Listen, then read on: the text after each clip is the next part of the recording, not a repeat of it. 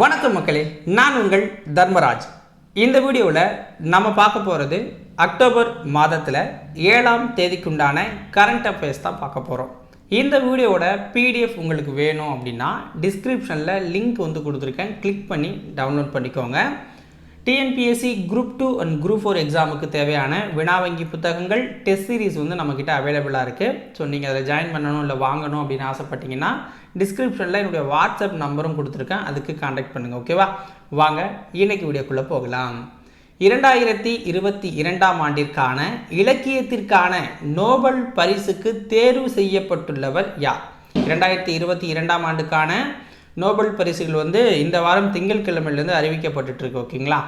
So ஒவ்வொரு துறையாக கொடுத்துக்கிட்டு இருக்காங்க. வேதியியல், இயற்பியல்னு கொடுத்துக்கிட்டு இருந்தாங்க மருத்துவ பிரிவுக்கு. அடுத்து இலக்கியத்திற்கானதை நேற்று அறிவித்தாங்க. ஸோ யார் அப்படின்னு பார்த்தீங்கன்னா ஆனி எர்னாக்ஸ் அப்படிங்கிறவங்க தான். ஆனி எர்னாக்ஸ் அப்படிங்கிறவங்க தான் இலக்கியத்திற்கான நோபல் பரிசுக்கு தேர்வு செய்யப்பட்டிருக்காங்க. இவங்க ஃப்ரான்ஸை சேர்ந்தவங்க. ஓகேங்களா? இவங்க ஃப்ரான்ஸை சேர்ந்தவங்க. எல் அக்குபேஷன் அப்படிங்கிற ஒரு புத்தகத்தை எழுதினதுக்காக தான் இந்த விருது அவங்களுக்கு கொடுக்கப்பட்டிருக்கு. ஓகேங்களா? இயல்பான எழுத்து நடை மூலமாக வாழ்வின் பல்வேறு உணர்வுகளை இவங்க வெளிப்படுத்துவாங்க. ஓகேங்களா? அடுத்தது இரண்டாவது வினா. PFI துணை அமைப்புகள் மீதான தடையை உறுதிப்படுத்த யார் தலைமையில் தீர்ப்பாயம் அமைக்கப்பட்டிருக்கு? பாப்புலர் ஃப்ரண்ட் ஆஃப் இந்தியா அப்படிங்கிற அமைப்பும் அதோடைய துணை அமைப்புகளையும் சமீபத்தில் மத்திய அரசு தடை பண்ணாங்க. அது பயங்கரவாத செயல்களில் ஈடுபடுது அப்படிங்கிற மாதிரி. ஸோ இந்திய இறையாண்மைக்கு எதிராக இருக்குது அப்படின்னு சொல்லி தடை பண்ணாங்க. ஓகேங்களா? ஸோ இப்போ அந்த தடையை உறுதிப்படுத்தணும். ஏன்னா இப்போ எடுத்தோடனே அப்படியே தடை பண்ணிட முடியாது மத்திய அரசு எல்லா அமைப்பையும். அவங்களுக்கு அப்புறம் எகென்ஸ்டாக இருக்க எல்லா அமைப்பையும் தடை பண்ணுற மாதிரி ஆகிடும். ஸோ ஒரு அமைப்பை தடை பண்ணணும் அப்படின்னா மத்திய சட்டம் மற்றும் நீதித்துறையிட்ட அவங்க ஒப்புதல் வாங்கணும். ஓகேங்களா? தடை பண்ணிடுவாங்க. தடை அதை ஒப்புதல் வாங்கினா தான் அது செயல்படுத்த முடியும். ஓகேங்களா? இல்லைனா தடை கேன்சல் ஆகிடும். ஸோ இவங்ககிட்ட இப்போ அந்த தீர்ப்பாயம் அமைக்கப்பட்டிருக்கு. ஸோ அதுக்கு யார் தலைவர் அப்படின்னு பார்த்தீங்கன்னா தினேஷ் குமார் சர்மா. அவர் தில்லி உயர்நீதிமன்ற நீதிபதியாக இருக்கிறாரு. ஓய்வு பெற்ற நீதிபதியை நியமிக்க மாட்டாங்க. எப்போதுமே பதவியில் இருக்கிற நீதிபதியை தான் நியமிப்பாங்க இந்த இதுபோல தீர்ப்பாயத்துக்கு. ஓகேங்களா? அடுத்தது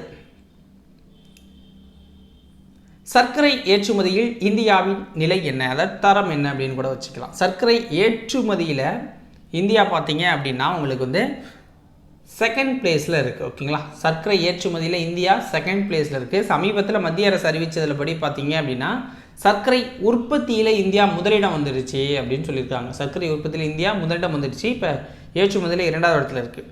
உணவு மற்றும் பொது விநியோகத்துறை அமைச்சகம் வெளியிட்ட அறிக்கையில் இந்தியாவில் 2021-22 கரும்பு சீசனில் 5000 லட்சம் மெட்ரிக் டன்னுக்கும் கூடுதலாக கரும்பு உற்பத்தி ஆகிருக்கு அப்படின்னு சொல்லியிருக்காங்க. அப்போ இந்தியா முதலிடம் வந்துச்சு உற்பத்தியில்.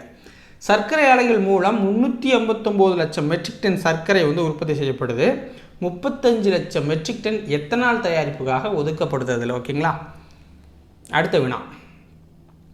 டிரைவர் இல்லாத ரோபோ டாக்ஸியை அறிமுகப்படுத்தி உள்ள நாடு எது? டிரைவர் இல்லாத ரோபோ டாக்ஸியை அறிமுகப்படுத்தி உள்ள நாடு அமெரிக்கா.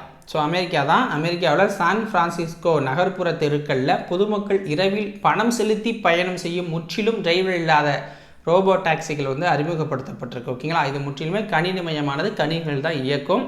ஹேக்கர்ஸுக்கு கொஞ்சம் வாய்ப்பாக கூட இருக்கலாம். ஓகேங்களா? மார்பக புற்றுநோய் விழிப்புணர்வு மாதம் எப்பொழுது அனுசரிக்கப்படுது? மார்பக புற்றுநோய் விழிப்புணர்வு மாதம் அப்படின்னா அக்டோபர் மாதம். ஓகேங்களா? அக்டோபர் மாதம் தான் அனுசரிக்கிறாங்க. மார்பக புற்றுநோய் குறித்து பொதுமக்களுக்கு விழிப்புணர்வை ஏற்படுத்தும் விதமாக இந்த இதை நம்ம அனுசரிச்சுக்கிட்டு இருக்காங்க. கெயில் நிறுவனத்தின் தலைவராக பொறுப்பேற்று கொண்டவர் யார்? கெயில் நிறுவனத்தின் தலைவராக பொறுப்பேற்று கொண்டவர் யார்? ஆன்சர் சந்தீப் குமார் குப்தா. சந்தீப் குமார் குப்தா அப்படிங்கிறவர் தான். நாட்டின் மிகப்பெரிய எண்ணெய் எரிவாயு நிறுவனம் அப்படின்னா கெயில் நிறுவனம் அப்படின்னு சொல்லலாம்.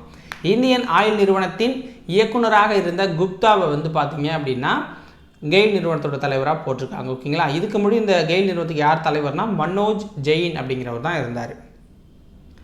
53வது சர்வதேச திரைப்பட விழா எங்கு நடைபெறுகிறது? 53வது சர்வதேச திரைப்பட விழா எங்கு நடைபெறுது அப்படின்னா கோவாவில் நடக்கிறதுக்கு. ஓகேங்களா? நவம்பர் 20 to 28 வரைக்கும் அது நடக்க போகுது. மத்திய தகவல் ஒலிபரப்புத்துறை இதை தெரிவிச்சிருக்காங்க. ஸோ அவங்க தான் ஆர்கனைஸும் பண்ணுவாங்க. ஓகேங்களா? ஸோ இதோட இன்றைய வீடியோ பதிவு முடியுது மக்களே. ஸோ நீங்கள் டெஸ்ட் பேட்சில் ஜாயின் பண்ணணும் அல்லது கொஷின் பேங்க்ஸ் வேணும் அப்படின்னா வாட்ஸ்அப் நம்பர் டிஸ்கிரிப்ஷனில் இருக்கும், தொடர்பு கொள்ளுங்கள், பார்த்துக்கலாம். ஓகேவா? நன்றி, வணக்கம்.